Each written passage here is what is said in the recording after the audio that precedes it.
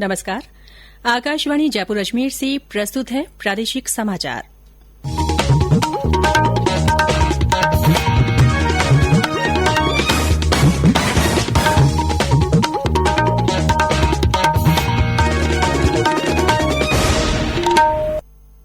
मुख्य समाचार।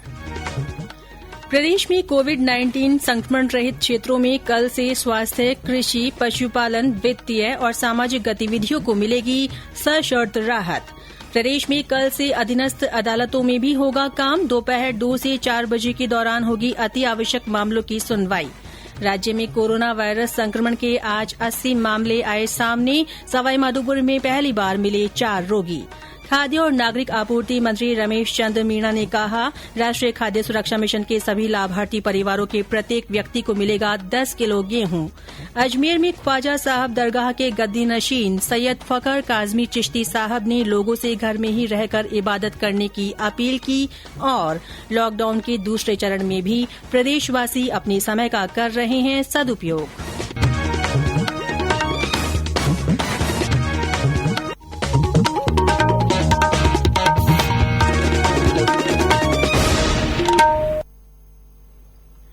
समाचारों के साथ मैं रितिका गुप्ता। और अब समाचार विस्तार से। केंद्र सरकार कोरोना हॉटस्पॉट मुक्त क्षेत्रों में अधिसूचित सेवाओं में कल से कुछ छूट देगी।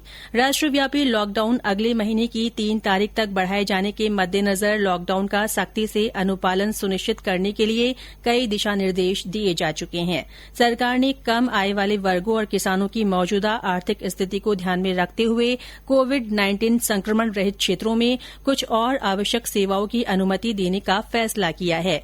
जनता की कठिनाई कम करने के लिए कुछ और गतिविधियां कल से शुरू हो जाएंगी। गृह मंत्रालय द्वारा जारी नए दिशा निर्देशों के अनुसार लॉकडाउन के दौरान जो श्रमिक विभिन्न स्थानों पर फंसे हुए हैं, उन मजदूरों को औद्योगिक, विनिर्माण, खेती और मनरेगा से जुड़े कार्यों में लगाया जा सकेगा। इन मजदूरों को एक राज्य से दूसरे राज्य या संघ शासित प्रदेश में जाने की अनुमति नहीं होगी। वहीं एक ही राज्य में एक जिले से दूसरे जिले में जाने के इच्छुक प्रवासी मजदूरों की स्क्रीनिंग की जाएगी और यदि वे संक्रमण रहित पाए जाते हैं तो उनके संबंधित कार्यस्थल पर उन्हें भेजा जा सकता है। कल से बिजली मैकेनिक, आईटी रिटर्न भरने में मदद करने वालों, प्लम्बर, मोटर मैकेनिक और बढ़ई जैसे स्वरोजगार में लगे लोगों को छूट मिलेगी। ऐसे लोग कंटेनमेंट जोन से बाहर के सभी क्षेत्रों में सेवाएं उपलब्ध करा सकेंगे।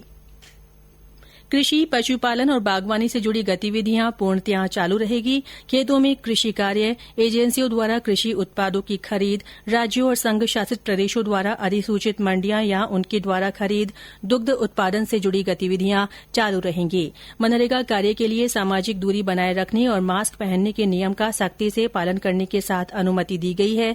माल परिवहन के लिए बंदरगाहों और कंटेनर डिपो के कार्य किए जा सकेंगे।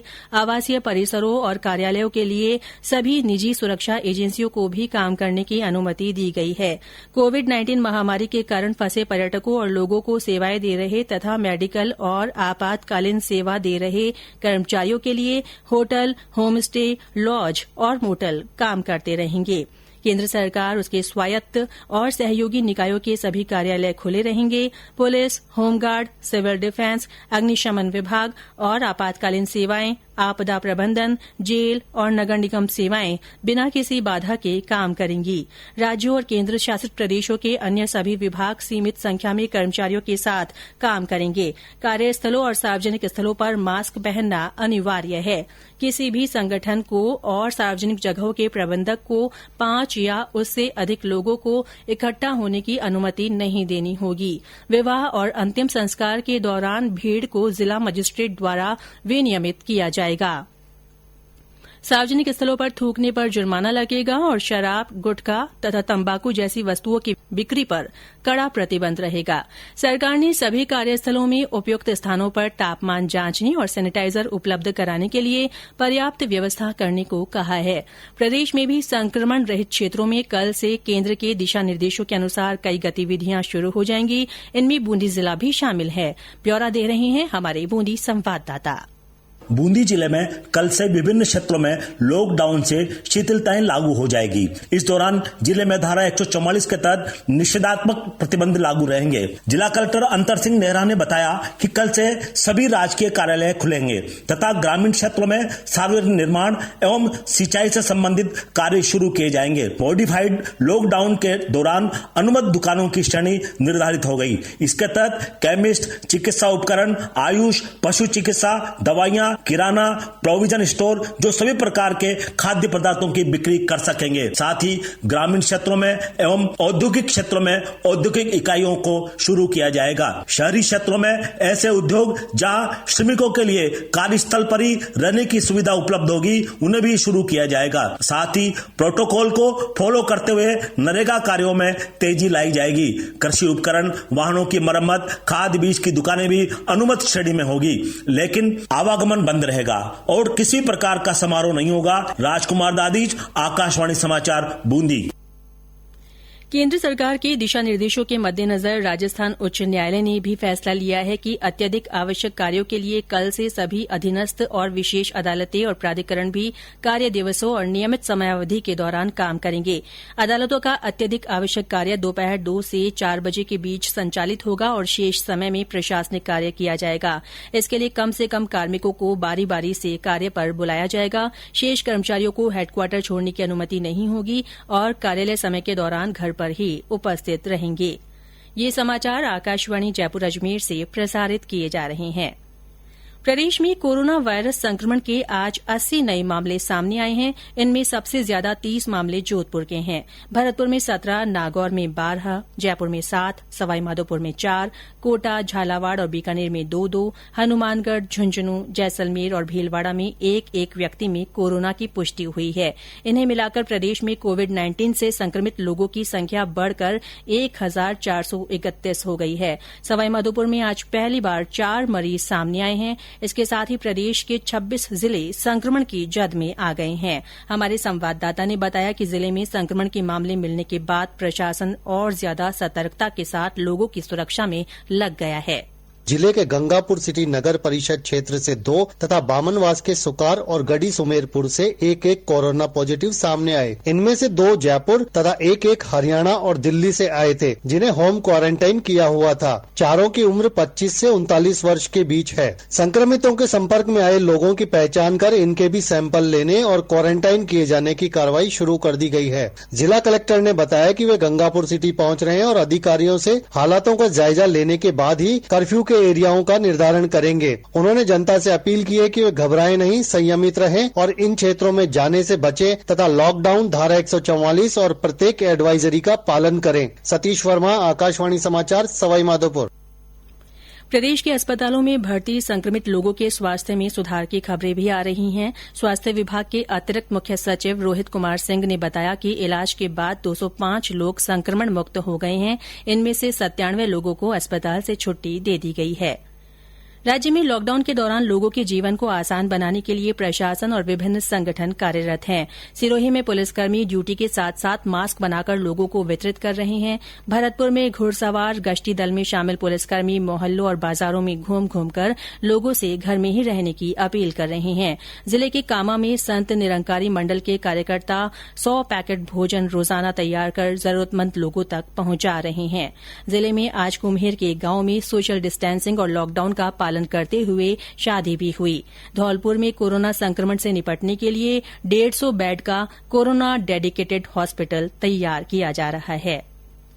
खाद्य और नागरिक आपूर्ति मंत्री रमेश चंद मीना ने कहा है कि प्रदेश में राष्ट्रीय खाद्य सुरक्षा मिशन एनएफएसए के सभी लाभार्थी परिवारों के प्रत्येक व्यक्ति को 10 किलो गेहूं एक साथ मिलेगा। इसमें एनएफएसए का 5 किलो और प्रधानमंत्री गरीब कल्याण अन्न योजना का 5 किलो गेहूं शामिल होगा।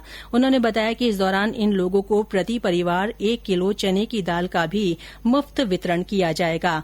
ओटीपी में आ रही समस्याओं को ध्यान में रखते हुए लाभार्थियों को उचित मूल्य की दुकानों पर गेहूं का वितरण अब आधार नंबर के माध्यम से किया जाएगा। खाद्य मंत्री आज फेसबुक लाइव के जरिए लॉकडाउन अवधि के दौरान खाद्य विभाग द्वारा की जा रही तैयारियों और कार्यों के बारे में आमजन से चर्चा कर रहे थे। अजमेर में ख्वाजा मोइनुद्दीन हसन चिश्ती दरगाह के गद्दी नशीन सैयद फकर काजमी चिश्ती साहब ने आकाशवाणी के माध्यम से लोगों से अपील की है कि आने वाले रमजान के पवित्र महीने के दौरान घर में ही रहकर खुदा की इबादत और नमाज अदा करें तथा लॉकडाउन की पालना करें। इस वक्त जो दुनिया के हालात हैं कोरोना वायरस को लेकर के, इस बीमारी को लेकर पूरी दुनिया परेशान है। हम बारगाह गरीब नवाज से सारी दुनिया के मुसलमानों से अपील करते हैं, खासकर हिंदुस्तान और राजस्थान के लोगों से, कि वो रमजान मुबारक में अपने घरों में रहें और रोजे तरावी घर में ही अदा करें। जैसा कि हमारे प्रधानमंत्री ने ऐलान किया है, इस बीमारी का इलाज, इसके बचाव है जो अपने घरों में रहकर कर सकते हैं। मैं अवामुन्नास से अर्ज करता हूँ कि बारगाह गरीब नवाज से गद्दी नशीन होने की हैसियत से पुरजोर हाथ जोड़कर अपील करता हूं कि वो लोग अपने घरों में रहें और लॉकडाउन का पालन करें। ये रमजान मुबारक नेक महीना इबादतों का है। अल्लाह ताला अपने हबीब के सदके में उस बीमारी को जल्द से जल्द दफा करे और लोगों को इससे निजात मिले। खासकर जयपुर के लोगों से इस वक्त अर्ज करता हूं कि वो जो रामगंज बाजार के लोग हैं वो थोड़ा ज्यादा एहतियात बरतें, क्योंकि राजस्थान के अंदर इस बीमारी ने कम पैर पसारे थे, थोड़ी सी गलती से ही ये बढ़ गई है, लिहाजा एहतियात बरतें। अभी कुछ नहीं बिगड़ा है, पाबंदी से अपने घरों में रहें और लोगों को भी इस पर अमल करने की हिदायत दें।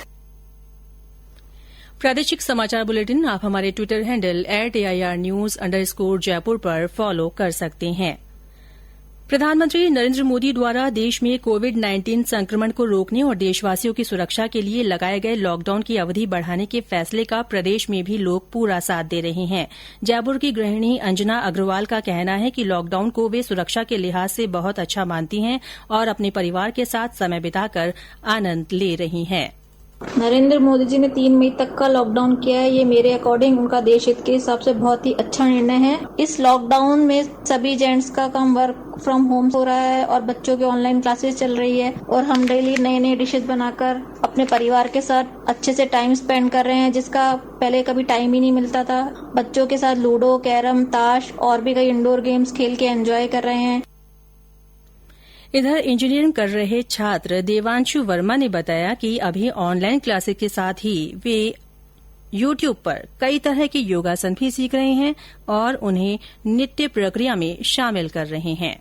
मेरा नाम देवांशु वर्मा है। मैं जयपुर के DMIT कॉलेज से इंजीनियरिंग का फाइनल ईयर का छात्र हूँ। अभी कॉलेज तो हमारे पूरे कम्प्लीटली बंद हो चुके हैं, तो हमारी ऑनलाइन क्लासेस चल रही है। अभी तो जैसे कि लॉकडाउन चल रहा है तो बाहर जाना बिल्कुल बंद हो चुका है, तो सुबह प्रतिदिन अपनी नित्य क्रिया को पूरा करने के बाद सुबह जल्दी उठकर योग क्रिया करते हैं। उसके बाद यूट्यूब पे वीडियो देख के नए नए योग सीख रहे हैं, अपने आप को घर में रखकर स्वस्थ रख रहे हैं। और जैसा कि मोदी जी ने कहा है कि घर में रहें और स्वस्थ रहें, तो उसी के तहत यूट्यूब या फिर ऑनलाइन संसाधनों के माध्यम से ही हम उन सब चीजों को सीख रहे हैं और अपने देश को और आपको स्वस्थ और सुरक्षित रख रहे हैं। कोविड-19 संक्रमण के कारण चल रहे लॉकडाउन के बीच प्रधानमंत्री गरीब कल्याण पैकेज के तहत मिल रही राशि से प्रदेश के जरूरतमंद परिवारों को राहत मिली है। बूंदी के रामबाबू ने आकाशवाणी को बताया कि सरकार की ओर से की जा रही मदद से इस मुश्किल दौर में उन्हें घर चलाने में आसानी हो रही है। मैं रामबाबू शर्मा पुरानी कोतवाली के पास तमिलनाडु में रहता हूँ। मुझे निःशुल्क योजना से मुझे गेहूँ प्राप्त हुए हैं और निःशुल्क जन योजना से मुझे 500 रुपये मेरी मिसेज को प्राप्त हुए हैं। जालौर जिले के किसान समर्थाराम ने बताया कि किसान सम्मान निधि के तहत मिले 2000 रुपये से उन्हें मदद मिली है। मेरा गांव का निवासी हूँ, समर्थाराम मेरा नाम है और प्रधानमंत्री कृषि नीति योजना के तहत 2000 रुपये का हमारे को मिले। उसमें हमने फसल कटाई के लिए थ्रेशर को दी और इधर उधर सामान लाए और इससे हमारे को फायदा हुआ, इसलिए प्रधानमंत्री जी को धन्यवाद बहुत बहुत। केंद्र सरकार ने लॉकडाउन प्रतिबंधों के तहत ई-कॉमर्स के माध्यम से गैर आवश्यक वस्तुओं की आपूर्ति पर प्रतिबंध लगाया है। ये स्पष्ट किया गया है कि ई-कॉमर्स कंपनियों द्वारा उपयोग किए जाने वाले वाहनों को केवल आवश्यक वस्तुओं की आपूर्ति के लिए ही चलाए जाने की अनुमति है। प्रधानमंत्री नरेंद्र मोदी आगामी 26 अप्रैल को आकाशवाणी से मन की बात कार्यक्रम में अपने विचार साझा करेंगे। प्रधानमंत्री ने इसके लिए श्रोताओं से सुझाव मांगे हैं। और अंत में मुख्य समाचार एक बार फिर। प्रदेश में कोविड-19 संक्रमण रहित क्षेत्रों में कल से स्वास्थ्य, कृषि, पशुपालन, वित्तीय और सामाजिक गतिविधियों को सशर्त राहत मिलेगी। प्रदेश में कल से अधीनस्थ अदालतों में भी काम होगा। दोपहर 2 से 4 बजे के दौरान अति आवश्यक मामलों की सुनवाई होगी। राज्य में कोरोना वायरस संक्रमण के आज 80 मामले सामने आए हैं। सवाई माधोपुर में पहली बार 4 रोगी मिले हैं। खाद्य और नागरिक आपूर्ति मंत्री रमेश चंद मीना ने कहा, राष्ट्रीय खाद्य सुरक्षा मिशन के सभी लाभार्थी परिवारों के प्रत्येक व्यक्ति को 10 किलो गेहूं मिलेगा।